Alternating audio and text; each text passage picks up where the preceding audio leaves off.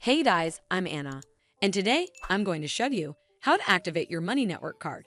So first of all, you need to download and install Money Network app on your mobile device from App Store or Play Store.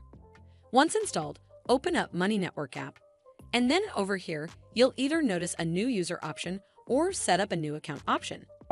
Simply tap on the given option. Next, tap Agree to proceed further. Then tap on Set up my account, and it'll take you to this page. It'll then ask you to validate your identity by providing card number, expiration date, your social security number, and an email address. You will also be asked to create a 4-digit PIN. Other than this, you can also activate your Money Network card by contacting customer support officials.